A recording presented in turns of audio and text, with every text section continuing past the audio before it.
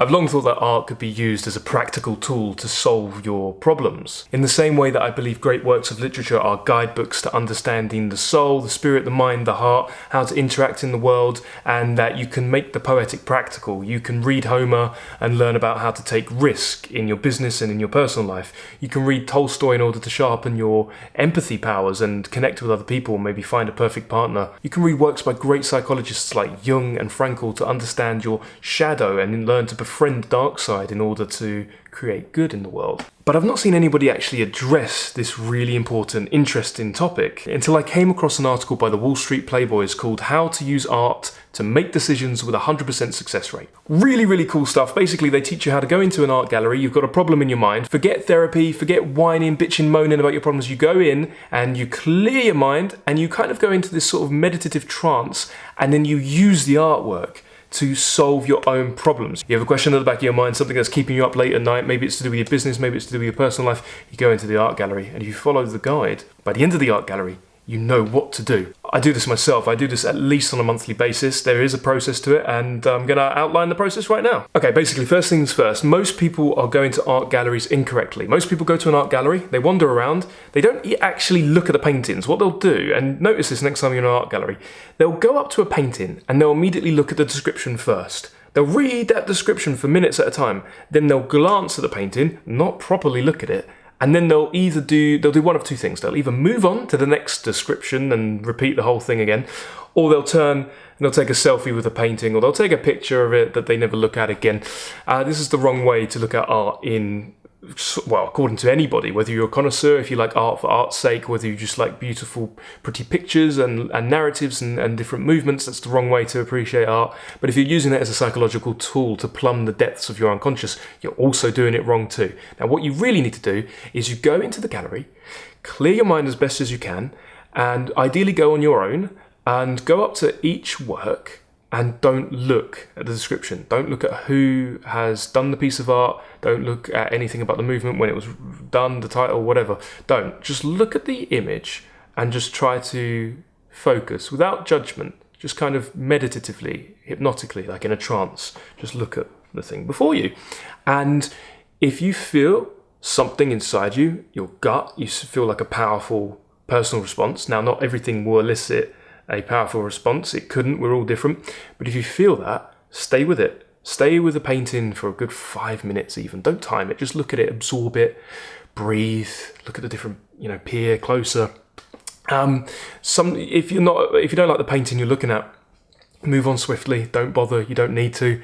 If you're not finding it powerfully interesting, or it's hooking onto like a strong part of you, the strong part of sort of the everlasting human deep inside you. There's no non-woo-woo way of saying that. You'll just know. It's kind of like falling in love. If you don't find a painting you don't like, just move on and keep going until you find one. And you might have to cycle through 10, 15, 20, 30 paintings before you find one and go, whoa, and stick with it. And then once you've stuck with it for a while, move on, keep going, okay? And don't take a picture. All right, go through the whole gallery. This is actually hard these days with the social distancing. A lot of galleries have like a one-way system. So if you can't do this step, then sure, take a picture before you move on, but ideally don't. And then once you've finished going around the galleries or finished the main rooms or whatever, then go back to the pieces that stood out to you. And you are now allowed to take one picture, maybe a close-up, a couple of pictures of each one, and take a picture of the description. Then you can finally read the description, okay? Now you'll notice commonalities, you'll notice patterns. You'll notice that for some reason, today you just like shipwrecks, pictures of shipwrecks, or you like scenes of torture, or you like scenes of lovers, or maybe you like a particular textile, a particular material. Maybe you're really drawn to gold leaf. Maybe you're really drawn to religious stuff. Maybe you're drawn to sculptures. Maybe you're drawn to a certain story or, a certain scene. What that's doing is it's connecting to something unconscious, deep, primal inside you. It's connecting to the problem that you have in your mind. Now, when you go and look at the paintings, have a question in your mind that you want to unravel. Okay, just a little one. Don't think too much about it. Just one little question. Like maybe write on a bit of paper. I don't know, it's up to you. And the thing is, if you keep looking at shipwrecks and you keep getting drawn to shipwrecks, then it might mean that you're feeling overwhelmed. It might mean that you need to bail out of the current situation that you're in and it's not good. Maybe if you're drawn to scenes of battle, it might mean that you need to press on and you need some courage. Depends on what the scenes of battle look like. If you are drawn to scenes of torture, maybe you're feeling in a lot of pain. And go back to the question you wanted to ask yourself. Are you having relationship difficulties? Have you been dicked over in business recently? Are your studies not going as well as they should? Start thinking, and you'll get to the bottom of it. I think this is very similar to dream analysis. Now, Jung talked about dream analysis, and he says we can study for years and years and years and years and learn all the symbols and look at all symbol dictionaries, dream dictionaries and stuff. But as soon as you've learned everything, the best thing a student can do is forget it, because it is irrelevant. Now, it's all about what it means to you. Now, if I say to you, a shipwreck signifies this, that's going to hem you in and narrow you in, and it might not be correct. You need to figure out, what does that shipwreck mean to you?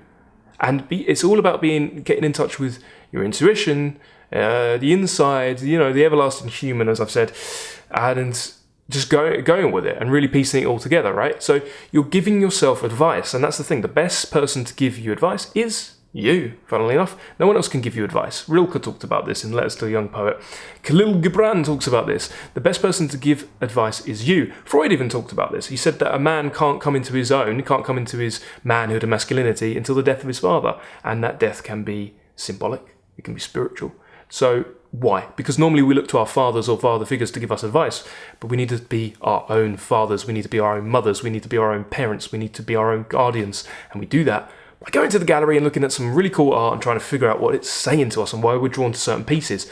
Art has practical utility, hands-on practical utility. Make the poetic practical. Now let's look at this in practice and what this looks like. What did it look like when I went to an art gallery? I went to the Albertina in Austria, and these are the paintings that I found myself being drawn to like a magnet. All right, this first one, this is the Big Field of Saint Juan near Znojmo. I don't know, by Theodor von Hermann, 1893.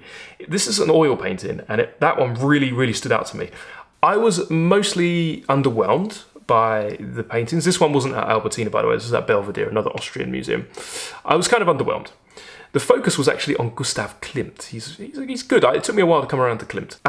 But whilst I do appreciate Klimt's work, Klimt did The Kiss and a few other things, I realised he didn't speak to me. But this painting, by a little-known Austrian artist, really forced me to pause. And that's the thing, luckily I go to galleries on a Thursday afternoon, most people are in work, so I can get really nice up and close to the paintings, and no one's clamouring, no one's getting near me. And so I spent most of the time focusing on this one detail. Can you see it? Let's zoom in here and have a look at this detail. And you know the revelation this gave to me? The revelation was this: there is abundance in sacrifice. This Christ on a crucifix pose simultaneously is kind of a symbol of sacrificing yourself for others and a symbol of sort of protection and ownership over everything. Got these arms widespread, outspread, commanding the beauty around you. And it's the idea of sacrificing everything in order to gain the world. That's the story of Jesus Christ. The others, you can see the other people in the painting, they're kind of in the distance, aren't they? And they're kind of walking away, which makes me think that I thought there was beauty in sacrifice, even if nobody notices immediately. And there was peace and power in self-sacrifice. This really spoke to me. I'm not going to tell you what the problem I was dealing with. It was a business issue. This helped me. This really helped me. And then it sculpted and influenced the decision that I took. And it was the right decision. Let's look at another one. This is called Ghosts in a Tree by Franz Sedlacek, 1933. I was drawn to a lot of this dude's work, and his work belongs to an artistic movement known as New Objectivity. That's similar to magical realism. Once again, I was thinking about issues of abundance as opposed to scarcity, but abundance in regards to your darkest impulses, like the shadow. And if you're interested in learning about the shadow and how to speak to your shadow, I have a podcast on the subject called How to Talk to Your Shadow. Links in the description below. But so I was thinking at the time about how to integrate my shadow, and that caused me a lot of conflict at the time when I went to this gallery. It caused me a lot of conflict because I was trying to live a more virtuous life, in the Aristotelian sense of the word virtue. So I actually paused with this painting and I counted the ghosts. And I started thinking, well, why did I do that? Why is it important to count your ghosts? And I think it's because the number is significant. And you don't have too many ghosts, but there's not too few. And each ghost means something. Each ghost is kind of like a plot point in your life. And While someone in a more negative frame of mind might have seen the sins of their past in this painting, that might be what the ghosts represent, all I saw was opportunity. Opportunity to connect with other ghosts, because you can kind of notice they're kind of a few of them are clustered together, and also opportunity not only to connect, but to connect with myself and go deeper into solitude. Some people, so this is why, if you were drawn to this painting and you had a very different question, you're in a different position in your life, you might have seen these figures as terrifying omens of like an impending disaster. All I saw was elevation and togetherness. This connection, this idea of connection in being raw with others, stripping away all that's frivolous, all that's extraneous, and being ghosts together in an effort to rise above the mist. Right, should we look at another one? Not too many, because you can kind of get in the point now, I think. This one's called Landscape with Lanterns by Paul Delvaux from 1958, and I think you're already kind of seeing a pattern. You could probably psychoanalyze me just from the paintings I've shared thus far. The thing I like about this painting, I like two things mainly.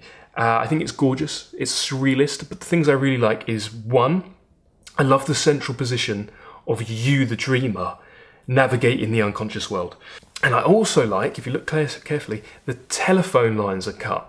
So what do you feel if you put yourself in this woman's position? Personally, I feel an eerie contradiction in my emotions, like a serenity and an anxiety.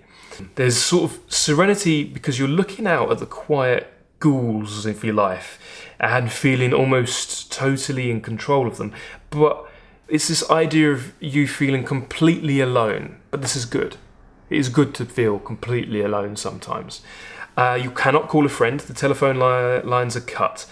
But the lanterns are still lighting the way through the darkness.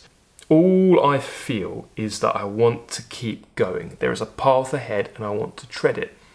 And it's very interesting that this is a woman and you can see her, because just like in a dream, sometimes you come outside of your body and see yourself. Sometimes you are somebody else. In fact, everybody who peoples your dream is you, in a sense.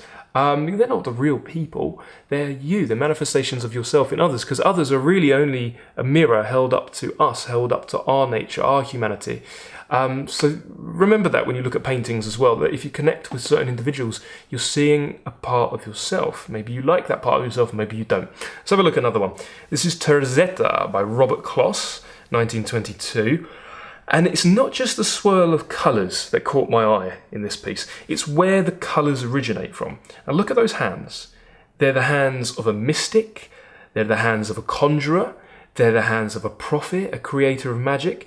I also find myself kind of enraptured by that look of concentration on this lady's face. If you see, I think that these aren't dark arts that this lady's concocting, but they're serious matters. I'm also kind of torn between kind of seeing myself in this old woman in the sort of Jungian archetypical sense, and I'm wondering, do I need to incorporate more of the anima, the feminine essence, into my life? And I'm also seeing this woman as a guide. This is kind of like the call to be the light you wish to see. Again, not going too deep into my issues or whatever, but one of the top realizations of my adult life was this idea of being the light, lighting your own way, being your own guide, being a light to others, okay? And so at this time, I was entering a real season of creation, and I didn't want to start squandering it on frivolous things, you know? Let's look at a couple more. This one's Girl with a Record by Karl Hoffer, 1941. Now, something that's interesting here, I'm not particularly drawn to the ones that I should be drawn to. There was Rubens, you know, there was Klimt, there was Van Gogh or Gogh or however you pronounce it. There was all the big boys and girls. But I discard this idea that you need to like something or someone just because they are held in high esteem. It's all about connecting to you. That's also how you cultivate strong artistic sensibilities and aesthetic tastes. Just a little tip. So you can tell from this painting that I'm obviously consistently, or at least at the time that I did this, which was over a year ago now, I was consistently drawn to images of women. Now, could that be because I didn't have enough men in my life? Or could it have been because the things that I was creating were more women-focused? Who knows? If we're seeing things in the Jungian sense, too much of one gender could point to a need for the other. So these women, I think they were manifestations of my own personality. So if I'm unbalanced, then potentially I would need more masculine in my life, more masculine energy. If we take it that this woman is my own unconscious reflected and projected onto the canvas, then it could show a variety of needs. It could show the need to be open or experience openness. That's the exposed breast, that's symbolic of that. It could show the longing to return to the old. Look at the vinyl, that's retro, that's symbolic. Or it could be talk about the desire to be heard. Now, lovingly caressing that vinyl record might symbolise that. Now, look, no one told me what all this means. I just kind of had to connect with myself and intuit a lot of this stuff. You have to kind of, in a weird way, in order to get to your soul, you have to get into your body. So if you don't know what Wim Hof breathing is, I would recommend that. I would recommend some exercise. I would recommend meditation, running, all that sort of thing. But look at the woman's eyes. There's a sort of focus, at least I thought there was focus. Her eyes aren't as narrowed as the conjurer before her, but that gaze could be, the gaze could definitely be mistaken for listlessness. But I saw a woman whose mind is set on higher ideals. Okay, let's look at one more. Let's end it on one more, because you kind of get the point. I want you to go do it. Go book a visit at a gallery. There's loads of galleries in England. There's plenty of good ones. There's the National Gallery. That's a big one. It has a lot of good paintings and stuff. But I think the people working there kind of ruin it. They're not all bad, but some of them are real kind of Nazi-ish. But I would recommend, if you were in London, the Wallace collection. Really nice. The people are lovely there, and they have a really nice collection. Maybe if you want to do a part 2, let me know in the comments below, and I'll do a part 2 and look at the ones from the Wallace collection. So I'd recommend those two. Obviously, if you're in Austria, go to the Albertina. Great. Really, really recommend that one. So let's look at another one. This is Paris by Night with the Eiffel Tower by Theodor von Hermann, 1889. Again, notice that you're just naturally attracted to the same artist. You don't need to be told, oh, this is Van Herman. You like Van Herman or von Herman. You like him, don't you? Therefore, you like this, this, and this. No, your heart knows that you like it. You feel a kindred. These aren't influences. They're kindred spirits. They're speaking to you. So I saw a recurring theme, not just in subject matter, like women, sacrifice, darkness, but in the fact that I'm drawn to Herman for some reason. While everyone was clustered around the Klimt pieces, I got a lot out of this obscure Herman, or von Herman, and this piece is one of the few impressionist works of a night scene. You don't see that very often. The bright lights in the back left of the painting, they're the Eiffel Tower. But I was drawn to this painting because I thought it was a scene of a fire raging through the night. And this sort of spoke to my need to kind of be destructive during a period of quiet and calm, so that I could be a light around me. Sometimes you need to destroy in order to create and pave the way for the new. Sometimes you need to cut old things that don't serve you out of your life and start afresh. Anyway, so those are the main ones that spoke to me. That's how you do it. That's how you plumb the depths of your unconscious and give yourself great advice. Other people won't be able to give you this level of advice. I don't know why people don't talk about it. We talk about it. We're going to talk about how to make the poetic practical. Not only are we talking about how to live the great books, now we're talking about art and how to get as much value out of art as possible. Let's do music, maybe. Let's do more paintings. Let's do music. Let's do movies. All these are. I don't believe in art for art's sake. I believe they instruct us on how to live. Anyway, let me know in the comments below some of your favourite artists, and are you going to try this out? Do you think this is a bit too esoteric, a bit too woo-woo, or are you up for it? Are you game? And if you found this video interesting, useful, helpful, I'd really appreciate it if you hit the like button and subscribe, because that tells me that you like the video and you would like to see more. Thanks very much for watching, and happy art viewing. Have a good day.